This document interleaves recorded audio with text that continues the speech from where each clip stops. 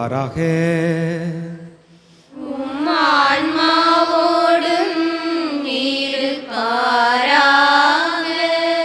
மத்தேயு எழுதிய தூய நற்செய்தியிலிருந்து வாசகம்.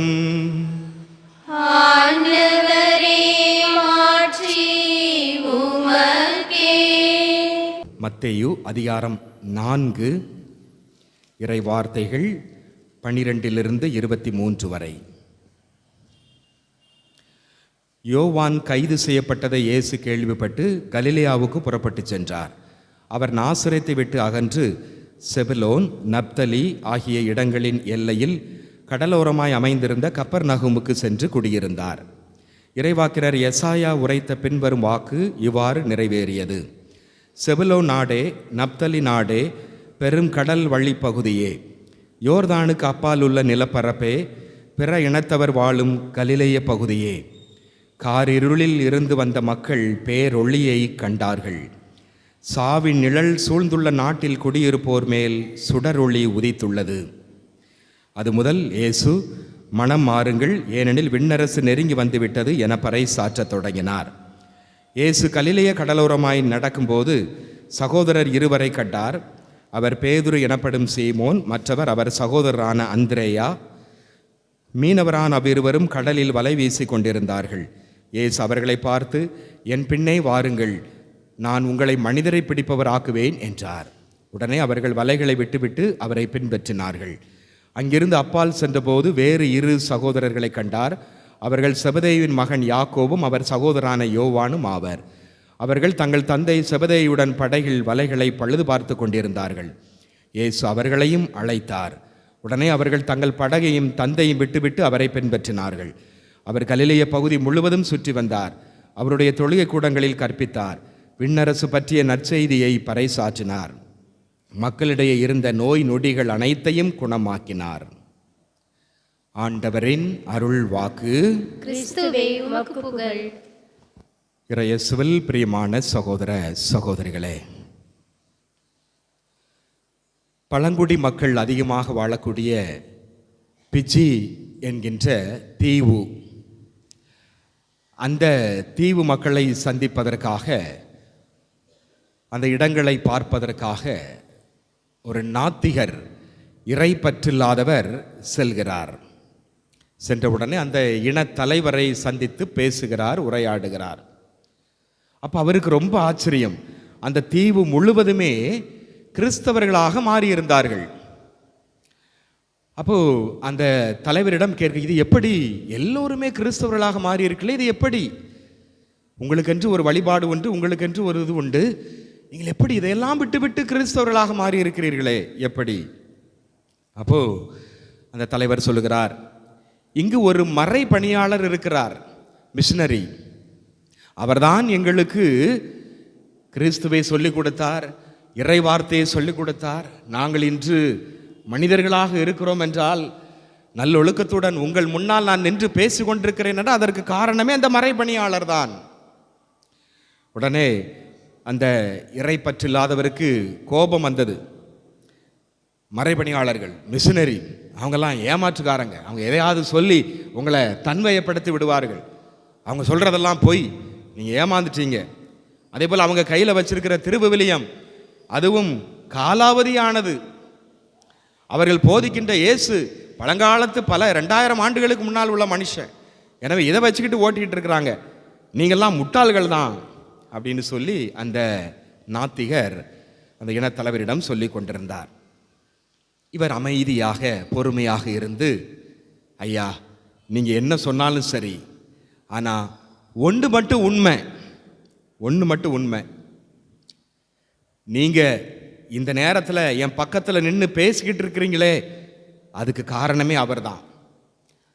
அதோ அங்கே தெரியுது பாருங்க, ஆமாம், ஒரு பெரிய பாறை கல், ஆமாம், அந்த பாறை கல்லில் உங்கள் மண்டையை உடைச்சி, இதோ அங்கே தெரியுது பாருங்க பெரிய குழி, அந்த குழியில் போட்டு நெருப்பை போட்டு தீ வச்சு கொளுத்தி அதுக்கு பக்கத்தில் உங்களை பீஸாக ஆக்கி நாங்கள்லாம் சாப்பிட்ருப்போம்.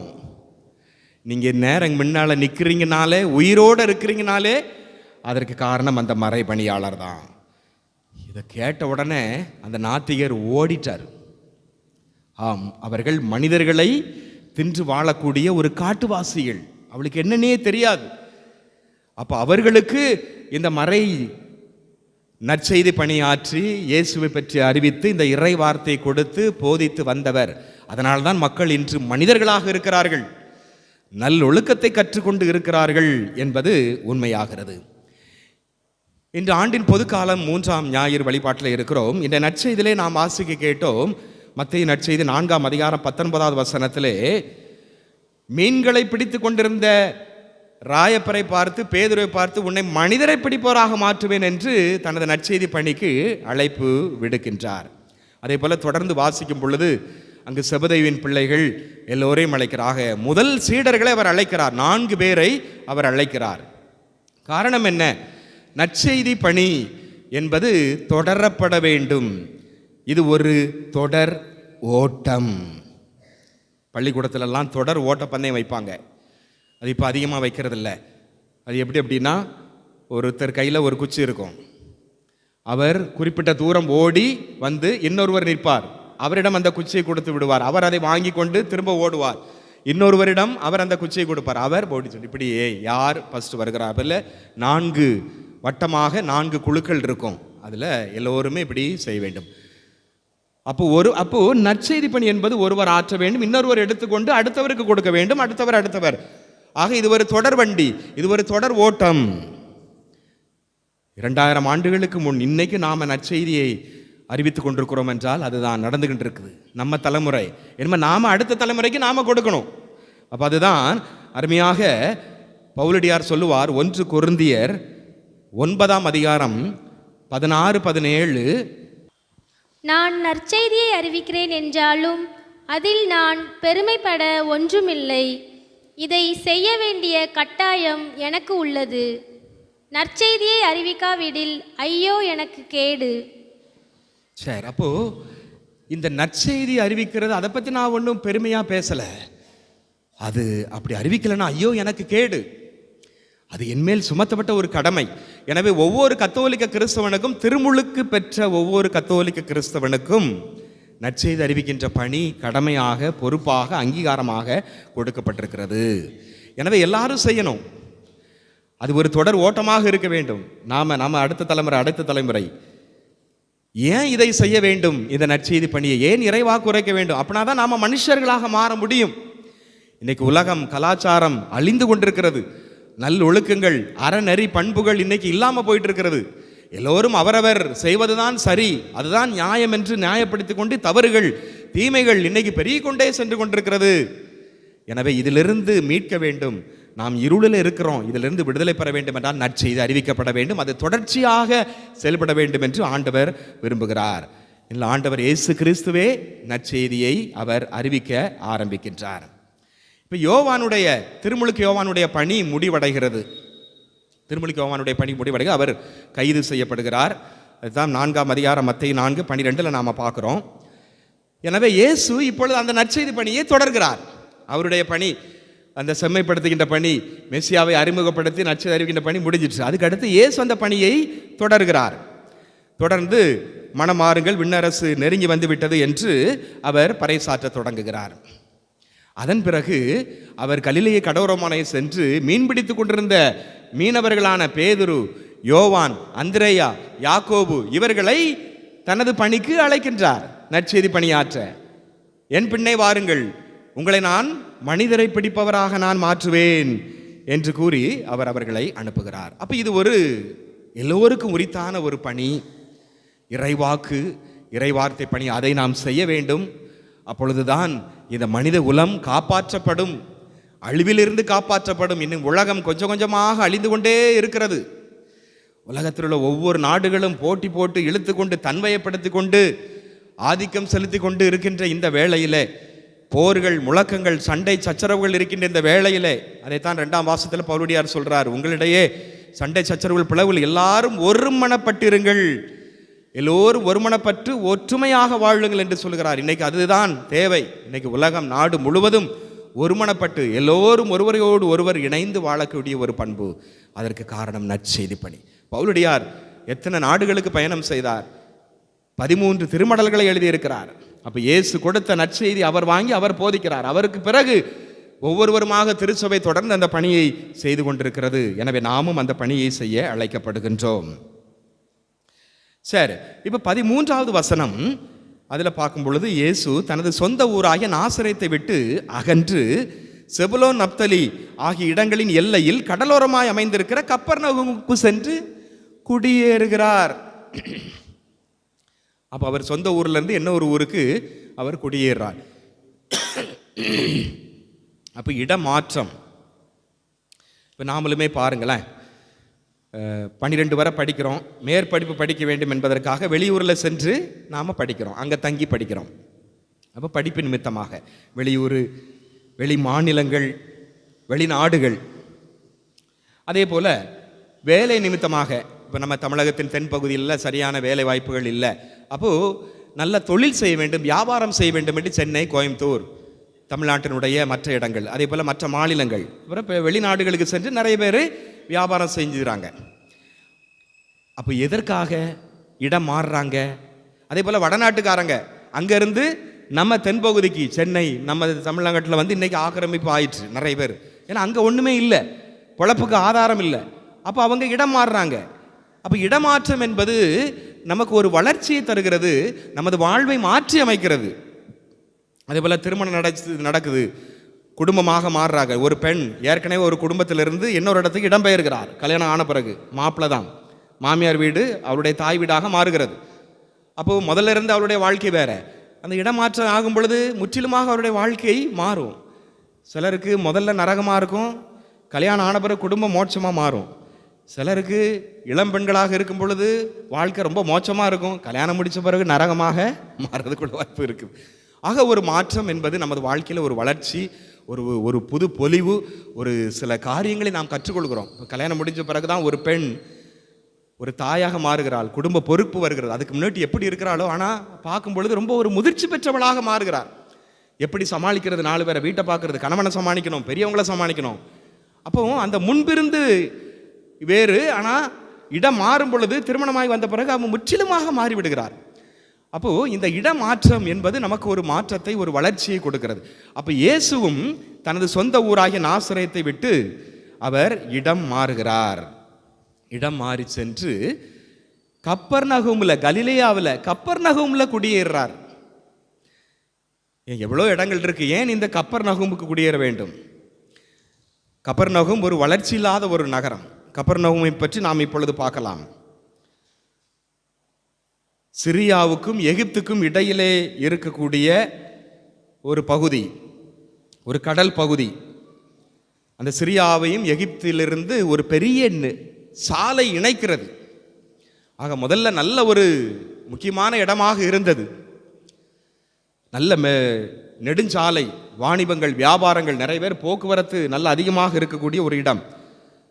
அப்போ இந்த எகிப்தையும் சிரியாவையும் இணைக்கின்ற ஒரு பகுதி இடையில் இருக்கக்கூடியதான் அந்த கப்பர்நகூம் கடல் பகுதி. அதைத்தான் நம்ம நற்செய்தியில் வாசித்தோம். செபுலோன் நாடே, நப்தலி நாடே, பெருங்கடல் வழி பகுதியே அப்படிங்கிற மாதிரி, பெரும் சாலை பகுதி அப்படின்லாம் நம்ம வாசித்தோம். அப்போது அப்படிப்பட்ட நன்றாக இருந்தது. கஸ்மேனியர்களுடைய ஆட்சி நடந்து கொண்டிருக்கும் பொழுது கிபி 732ஆம் ஆண்டிலே அசிரியாவினுடைய படையெடுப்பின் காரணமாக அந்த நாடு சுக்கு நூறாக உடைகிறது. 2 அரசர் புத்தகம் 15ஆம் அதிகாரம் 29வது வசனத்தில் நாம் இதை பார்க்கிறோம். அசிரிய படையெடுப்பினால் நப்தலி, செபுலோன் இந்த நாடுகள் எல்லாம் முற்றிலும் அழிக்கப்பட்டது. அங்குள்ள மக்கள் நாடு கடத்தப்பட்டார்கள். அப்போ அங்கே எஞ்சி இருப்பது என்ன? தூண்களும், உடைந்த தூண்களும், உடைந்த வீடுகளும், கற்களும் தான் அங்கு இருக்கிறது. இயேசு வாழ்ந்த காலத்தில் ஏறக்குறைய 1500 பேர் தான் அங்கே இருந்தாங்க. கொஞ்சம் பேர் தான் இருந்தாங்க, அதுவும் மீனவர்கள், கடலோரமாக இருந்ததால் மீனவ தொழிலையே அவர்கள் செய்து வந்தார்கள். கப்பர்நகூம் அந்த வார்த்தையில் கபார் நகூம் என்று பிரித்தால் அதற்கு என்ன அர்த்தம் அப்படின்னா, உடைந்த துண்டுகளின் மொத்த கூட்டு. அதாவது இப்போ ஒருத்தர் மண்பானை அடுக்கி வச்சு வியாபாரம் செய்து கொண்டிருக்கிறாரு. திடீர்னு யாராவது வந்து அது மேலே வந்து உளுந்துருதாங்க. அப்போ என்ன ஆயிரும்? அந்த மண்பானை அவ்வளோ உளுந்து உடஞ்சி சுக்குநூறாய் துண்டு துண்டாயிரும், பீஸ் ஆயிரும். அப்போ அவர் அந்தால போட்டு போயிருந்தாரா? இல்லை, அவர் அதை எடுத்து ஒரு பெரிய சாக்கில் துண்டுகளெல்லாம் எடுத்து கொண்டு போய் அங்கே போய் அதை மாற்றுகிறார். புதிய பானையாக புது பொலிவு பெற்றதாக மாற்றுகிறார். உடைந்த கண்ணாடி ஒன்றும் செய்ய முடியாது, ஆனால் உடைந்த பானை உரு கொடுக்க முடியும். எனவே இந்த கப்பர்நகும் என்பது ஒரு உடைந்த ஒரு நகரம், பொருளாதாரத்திலும் சரி, சமூகத்திலும் சரி, எல்லா விதத்திலும். அடுத்து இது புறவினத்தார் மக்கள் வாழக்கூடிய ஒரு பகுதி. புறவினத்து மக்கள் நிறைய பேர் இருந்தாங்க. ஏனெனில் அந்த கானா நாட்டில் யோசுவா ஒவ்வொருத்தருக்கும் இடம் பிரித்து கொடுக்கும் பொழுது இஸ்ரேல் நாட்டுக்கு இந்த இடம் பிரித்து கொடுக்கப்பட்டது. அங்கே ஏற்கனவே கொஞ்சம் பேர் இருந்திருந்தாங்க. மற்ற இடங்கள்லாம் ஏற்கனவே இருந்தவங்களை விரட்டிட்டு மற்ற குழுக்களுக்கு, மற்ற இனங்களுக்கு, 12 கோத்திரங்களுக்கு பிரித்து கொடுக்கப்பட்டது. ஆனால் இஸ்ரேல் கோத்திரத்துக்கு அங்கே இருக்கிற ஏற்கனவே கொஞ்சம் மக்கள் இருந்தாங்க, அவங்கள விரட்ட முடியலை. அதனால் கலப்பின மக்கள், புறவினத்து மக்கள் அதிகமாக அங்கே வாழ ஆரம்பிச்சிட்டாங்க. அப்போது ஒரு கப்பர்நகும் என்பது புறவினத்து மக்கள், ஓரங்கட்டப்பட்ட ஒரு உடைந்த சுக்குநூறாக இருந்த ஒரு பகுதி. அப்போ அந்த உடைந்த அந்த பகுதி உரு கொடுக்க வேண்டும் என்று அவர் ஆண்டவர் இயேசு நாசரேத்தை விட்டு கப்பர்நகும் சென்று குடியேறுகிறார். அவருடைய பணியினுடைய மையமாக இருக்கிறது. அதை சுற்றி தான் அவர் எல்லா பணிகளையும் செய்கிறார். நோய் நொடிகளை சுகப்படுத்துகிறார், நிறைய பணிகளை ஆரம்பிக்கிறார். இயேசுனுடைய நற்செய்தி பணியினுடைய மையம் கப்பர்நகுமாக மாறுகிறது. பாருங்க, இதுதான் பணி. இதே போல இதற்கு உதாரணமாக ஒரு மருத்துவர் டாம், பிரபலமானவர், அமெரிக்காவை சார்ந்தவர். அவர் முதலிலே வழக்கறிஞர், மற்ற படிப்புகளை படித்து அதன் பிறகு மருத்துவம் படிக்க வேண்டும் என்று ஆசைப்பட்டார். காரணம் என்னவென்றால், இந்த தென்னாப்பிரிக்கா, சூடான், கென்யா இந்த பகுதிகளிலே மருத்துவமனைகள் கிடையாது, மருத்துவ வசதி கிடையாது. மக்கள் ஏற்கனவே பட்டினி, நோய் நொடிகளினால் மாண்டு கொண்டிருக்கிறார்கள். எனவே மருத்துவம் படித்து மருத்துவராக மாறுகிறார். அங்கு சென்று அவர் பணிபுரிகிறார். ஒரு மருத்துவமனை கிடையாது. அவர் ஒரு சிறிய மருத்துவமனையை ஆரம்பிக்கின்றார். அதற்கு பெயர் இரக்கத்தின் அன்னை மருத்துவமனை. அவர் நிறையா பணம் வசூலிப்பதில்லை, அவர் ஒரு சேவையாகவே அதை செய்தார். தொடர்ந்து இருந்து செய்து கொண்டு நற்செய்தி பணியையும் அவர் இடையிலே ஆற்றி கொண்டிருந்தார். அப்போ கொஞ்ச நாளில் அந்த சூடான், கென்யா உள்நாட்டு போர் நடைபெற்றது. அப்போ அப்படி நடைபெறும் பொழுது குண்டு மழை, இவருடைய மருத்துவமனை தாங்குமா தாங்க இயலாது அப்படின்னு சொல்லி அங்கும் குண்டு மழை பொழியப்பட்டது. அப்போ அவர் ரொம்ப கஷ்டப்பட்டார், ரொம்ப அடிபட்டார். அதன் பிறகும் அந்த இடம் சின்னாபனமாக்கப்பட்டது, உருகுலைக்கப்பட்டது. அதன் பிறகும் இருந்து அங்கே தங்கி இருந்து, அவர் வெளியே போகலை நாட்டை விட்டு, அவர் அங்கு இருந்து மருத்துவம் செய்து அந்த மக்களுடைய வாழ்விலை ஒளியேற்றினார். உடைந்த மக்களை அவர் உரு கொடுத்து நல்ல ஒரு மக்களாக மாற்றினார். அப்போ இப்படிப்பட்ட இந்த ஒரு நிலையிலே இந்த இயேசுவும் இடமாற்றம் என்பது ஒரு நல்ல ஒழுக்க மாற்றமாக, பாதை மாற்றமாக, உடைந்ததை உரு கொடுக்க இயேசு வந்தார். அதே போல நிறைய பேர் இருக்கிறார்கள். எனவே இந்த நாள் நமக்கு அழைப்பு விடுப்பது அதுதான். நாம் உடைந்து போயிருக்கலாம், மறை பணியினால், நற்செய்தி பணியினால், ஆண்டவருடைய வார்த்தையால் நாம் உரு பெற்றவர்களாக மாறுவோம், கண்டிப்பாக மாறுவோம். அதைத்தான் ஆண்டவர் நற்செய்தியிலே நாம் பார்க்குறோம். பிற இனத்து மக்களை செவிலுநாட நீங்கள் இருளிலே வாழ்ந்து கொண்டிருக்க நீங்கள் ஒளியை பெறுவீர்கள். அன்னை தெரசால் ஒரு முறை கல்கத்தா மாநகரத்தில் வலம் வந்து கொண்டிருந்தார். ஒரு வீடு இருட்டாக இருந்தது. ஒரு அப்படி 2-3 நாள் திரும்ப திரும்ப பார்க்குறாங்க, அங்கே ஆள் இருக்குது. அப்போ ஆள் இருக்கிறாங்க, வீடு எப்படி இருட்டாக இருக்குன்னு வீட்டு உள்ளே போயிட்டாங்க. போய் பார்த்தா தூசியாக இருக்குது, இருட்டாக இருக்குது. அன்னை தெரசா போய் சுத்தம் செய்ய ஆரம்பிக்கிறாங்க. ஐயா, இப்பொழுது ஒளி ஏற்றுங்கள், ஏன் இப்படி இருளில் இருக்கிறீங்க, ஏன் ஒளி ஏற்றாமல் இருக்கிறீங்க? அப்போ அந்த வீட்டில் உள்ளவர் சொல்கிறாரு, அவர் பேர் மெல்பான், நான் ஒரு தனிக்கட்டை, நான் தனியாக தான் இருக்கிறேன், எனக்குன்னு யாருமே கிடையாது, உறவினர்களும் கிடையாது, இந்த வீட்டுக்கு வந்து யாருமே பார்க்கவும் மாட்டாங்க, யாருமே என்ன சந்திக்க வர மாட்டாங்க, அதனால் நான் அப்படி போட்டிருந்தேன். உடனே அன்னை தெரசா கேட்குறாங்க, சரி நான் தினந்தோறும் வர்றேன் உங்கள் வீட்டுக்கு, உங்களை சந்திக்க வருகிறேன், அப்போ ஒளியேற்றுவீங்களா? கண்டிப்பாக.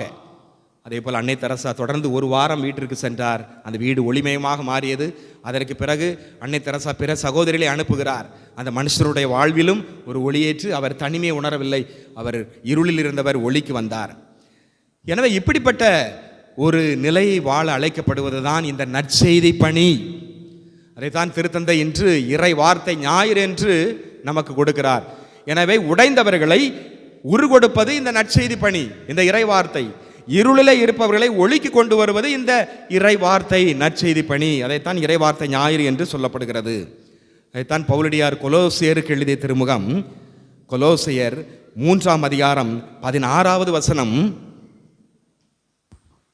கிறிஸ்துவை பற்றிய நற்செய்தி உங்களுக்குள் நிறைவாக குடிகொள்வதாக, முழு ஞானத்தோடு கிறிஸ்துவை பற்றிய நற்செய்தி உங்களுள் குடிகொள்வதாக, நிறைவாக குடிகொள்வதாக என்று பவுலடியார் சொல்லுகிறார். எனவே ஆண்டவருடைய நற்செய்தி, அந்த இறை வார்த்தை நம் உள்ளத்தில் வேரூன்ற வேண்டும், நிறைவாக குடிகொள்ள வேண்டும். அப்பொழுதுதான் உடைந்த நாம் உரு பெற முடியும். நோய் நொடிகள் பிணிகளிலே இருக்கலாம், கடன் தொல்லையிலே இருக்கலாம், குடும்ப பாரத்திலே இருக்கலாம்.